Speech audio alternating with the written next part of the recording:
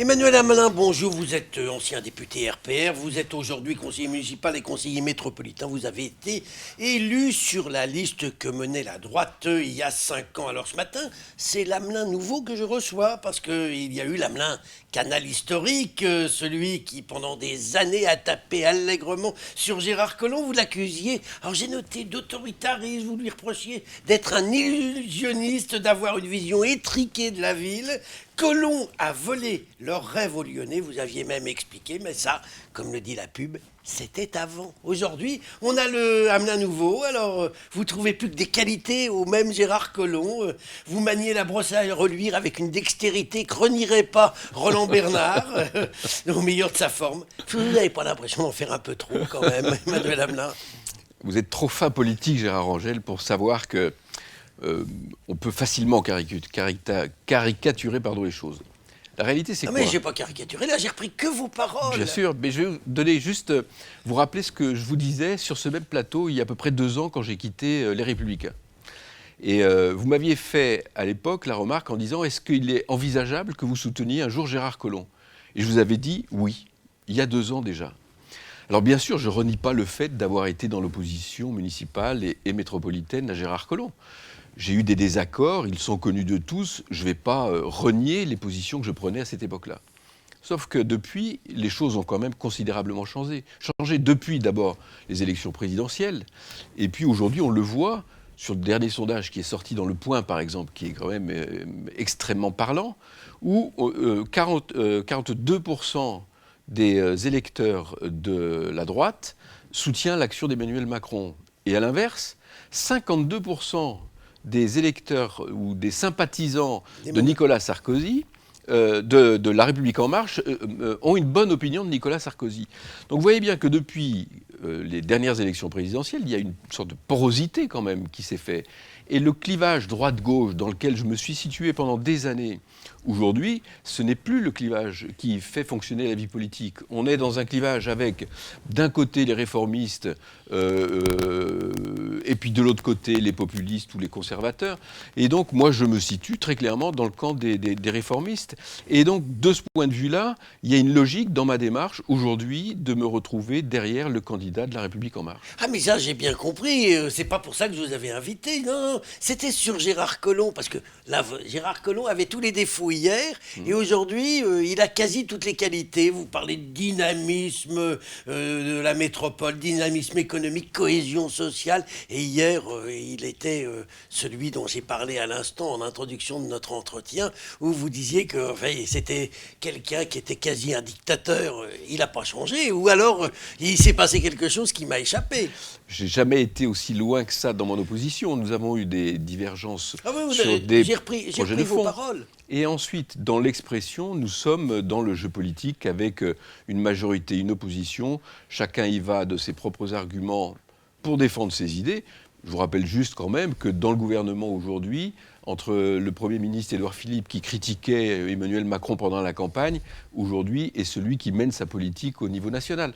Donc moi je pense que les gens aujourd'hui ils ont quand même beaucoup évolué par rapport aux postures qu'on a pu avoir et que j'ai pu avoir d'une opposition qui était parfois... Caricatural. Non, pas caricaturale, mais qui s'exprimait de manière un peu forte. Même si, encore une fois, je ne renie pas les divergences que j'ai pu avoir avec Gérard Collomb, dans l'expression, on est dans le jeu politique. Aujourd'hui, je pense que ce jeu-là, il a un peu lassé les Français, et les Lyonnais également, et c'est la raison pour laquelle je ne me situe plus dans cette logique de clivage droite-gauche et d'opposition frontale. D'ailleurs, ce mandat-là n'a pas été le mandat où j'ai été le plus virulent dans mon opposition à Gérard Collomb. Toutes les expressions que vous citez étaient plutôt dans le mandat précédent. Oui, alors, 2 choses. La première, vous avez créé un intergroupe à la métropole où vous siégez. Vous avez maintenant votre propre groupe, Agir, un intergroupe, et vous vous retrouvez avec Richard Broom. Et alors là, ça m'amuse beaucoup. Je me demande comment ça se passe entre... Parce que Richard Broom, il y a encore quelques années, vous l'accusiez de les pires mots. Vous expliquiez même qu'il y avait des conflits d'intérêts, puisqu'il était l'avocat de Jean-Michel Aulas. Quand vous êtes côte à côte, vous en reparlez de cette époque? On peut même en rire. Ah, ben c'est ce qu'on va faire ce matin, alors. Mais oui, bien sûr. C'est très bien. Non, mais ce que je veux dire, c'est quand même... Ce n'est pas des associations de circonstances. Nous sommes dans le jeu politique. Et quand on est dans une opposition face à une majorité, on a des expressions qui doivent marquer cette opposition et cette majorité. Donc les divergences de fond, que je ne renie pas et que probablement Broume ne renie pas non plus, elles peuvent s'exprimer de manière un peu virulente parce que nous sommes dans le jeu politique. Aujourd'hui, je pense que l'intérêt général prime et que la grande majorité des électeurs ne souhaitent plus ce type d'opposition frontale et ils veulent qu'on privilégie l'intérêt général. Moi, je me situe parfaitement bien dans cette logique-là. Alors, question qu'on peut se poser, on vous a promis quoi quand vous avez rejoint le camp Collomb? Parce que pour les prochaines élections, est-ce que vous serez candidat en bonne place aux municipales et candidat en bonne place aux élections de la métropole, ou aux deux peut-être? Alors, pour faire taire définitivement tous ceux qui pensent que je vais à la soupe, puisque c'est un peu les propos que vous... Tout à fait, voilà. Mais je n'avais pas employé ce mot parce oui, que... mais au moins c'est clair pour ceux qui le regardent et qui nous écoutent. Mais après, on peut me croire ou pas me croire, mais je peux vous garantir et vous assurer que quand j'ai été voir Gérard Collomb, nous avons abordé des sujets de fond sur plus la logique de projet ou de ce qu'on pouvait intégrer dans le programme et amener avec notre sensibilité d'agir la droite constructive. À aucun moment, on n'a négocié ni place, ni position ici ou là. Je n'ai rien demandé pour la ville. Je lui ai simplement apporté mon soutien sur la métropole en apportant quelques idées et quelques suggestions. Et je vous garantis qu'il n'y a rien eu en échange. Et j'ai même ajouté d'ailleurs à Gérard Collomb, qui pourrait en témoigner, que contrairement à beaucoup, on ne vient pas pour négocier, on vient pour soutenir.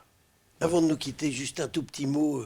Il y a quelques mois, je me souviens, vous étiez prêt à soutenir votre ami Pascal Blache, qui aujourd'hui se retrouve adversaire avec vous, puisqu'il roule pour Étienne Blanc, LR. Ça vous gêne pas, ça?